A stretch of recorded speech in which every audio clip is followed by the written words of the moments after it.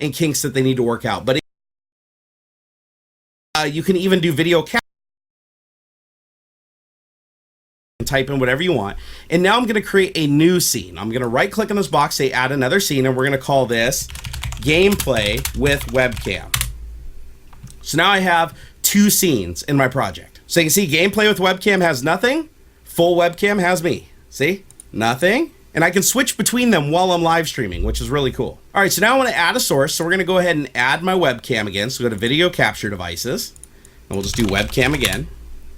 You can also create something called a global source so you can keep reusing it so you don't have to go through this whole process over and over again. But for the sake of this demonstration, I'm just going to do it. Now there's another button called Edit Scene. When you click Edit Scene down here at the bottom of the screen, you get a light red box around the video. And what this allows you to do is drag it and resize it. So now I can put my video down here if I want. I can put my video up here if I want. But then we just got a black screen back here. So we actually need some gameplay now. So let's go ahead and open a game. I'm going to open up Castle Crashers. Okay, now before I start the game, I'm going to hold down the Alt key and press Enter, which is going to make the game go into a windowed mode. Now, you can also Alt Tab out of the game, but I find this method works best. Now we're going to go ahead and get OBS back up on the screen, and we're going to add a source. We're going to right click inside sources and say Add Game Capture, and we're going to call this Castle Crashers. And you can see it already knows that Castle Crashers is the game that's focused, the last thing that I use. So I'm going to go ahead and just click OK.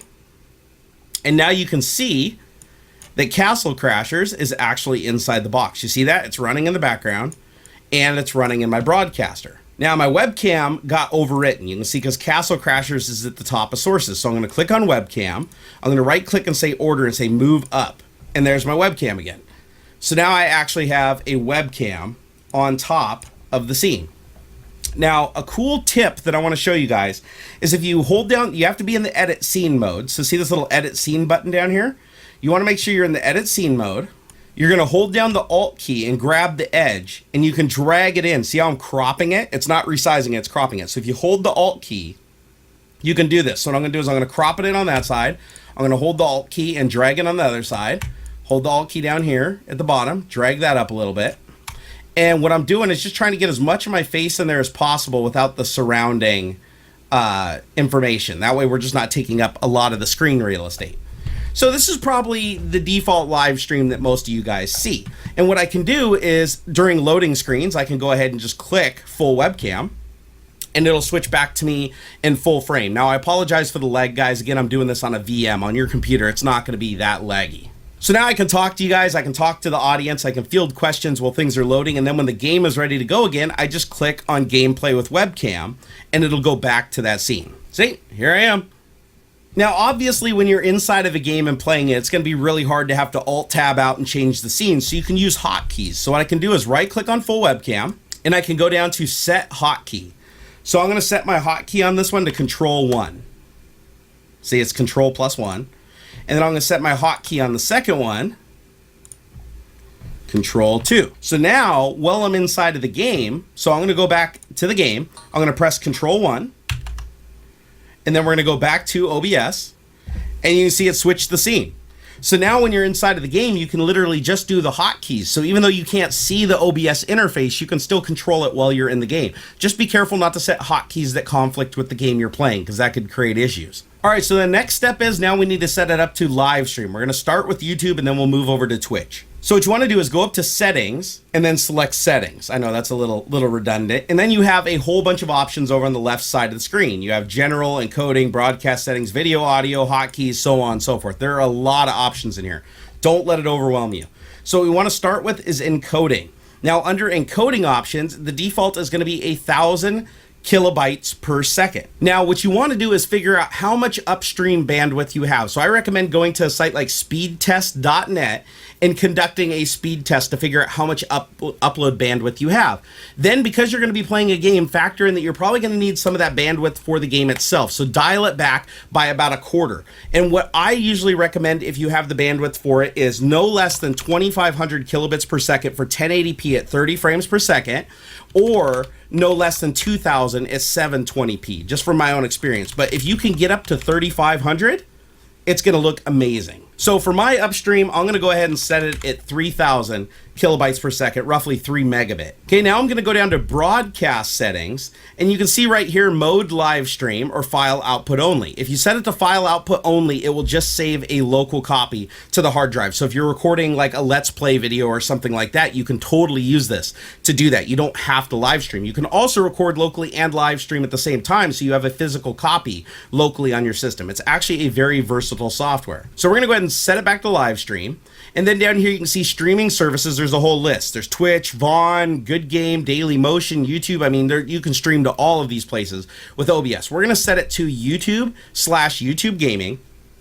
And then what you're going to see down here in the fourth box is play path or stream key. Now, this is the most important part of the whole live streaming process. Now, to get that key, you have to go log into your YouTube account and you have to open up the dashboard. Now, you can see here in my dashboard, I have under live streaming, I have Stream Now, which is in beta, but you can use it. And you also have events.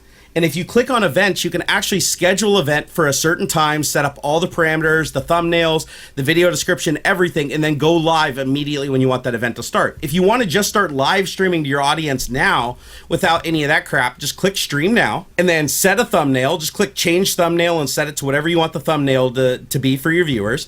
Give it a title. I'm just saying shooting a tutorial video for you guys. Give it a description and a category. You can also go over and enable monetization, cards. You can set up your stream options. There are a lot of options in here, but the most important one for live streaming down here is the one you can't see. This is your stream key. Now, what you have to do is click the reveal button, which I'm not going to do because if I show you guys my stream key, that gives you access to stream on my channel. So what you're going to want to do is click reveal and then copy the contents of this box into the stream key box inside of OBS. This is important. Once you put your stream key in this box and you apply the settings, when you start live streaming, it will go to your channel. There's no usernames or passwords. You just use the stream key. Now, again, guys, I cannot stress how much you need to protect that stream key. Do not ever let that slip on stream. Do not ever tweet it out. Don't email it, nothing. That stream key will give somebody complete access to stream on your channel. And that's why you'll notice in most programs, they protect it even when you paste it with a series of dots to mask it. Now, another setting I recommend changing is down here where it says file path. I would change that from FLV to MP4. Both above and below right here. And the reason being is Windows 10 at least has a hard time playing back the Flash video files with the default built-in media player, but MP4 files play everywhere. So by setting that extension, it just works. You'll also notice that we have some warnings below. It says your OBS settings are not optimized for YouTube. Please use the following. Go to advanced settings and set the keyframe interval of 4 seconds. So we want to go to advanced settings and find keyframe interval, and we want to set that to 4. It's nice that it gives you these little tips, honestly. Now you can see it back at broadcast settings. We no longer have that warning. Now you click on video. Right now it's already set up exactly how I want it. It's going to live stream at 1920 by 1080 at 30 frames per second. But if you want, you can stream at 60 frames per second, or you can drop it back to 1280 by 720 if you don't have a lot of upload bandwidth, or you want to do 60 frames per second and 1080p can't handle it, either because of your system or your internet connection. I recommend that you play with all of these settings. Go to your encoding, play with the bit rate. Make sure you get a bit rate where you're not dropping packets, and we'll talk about that here in a little while. And then make sure that you have a video quality that your users want. Honestly, 1280 by 720 is going to be crisper than 1080p at a lower bit rate because you're not going to have all those compression artifacts. So figure out what you can do comfortably and feel out your viewers. Also, and make sure that they're enjoying the stream and that the content is good. And if they're giving you feedback and you're seeing a lot of people say, oh, the video's skipping, the video's chugging, then go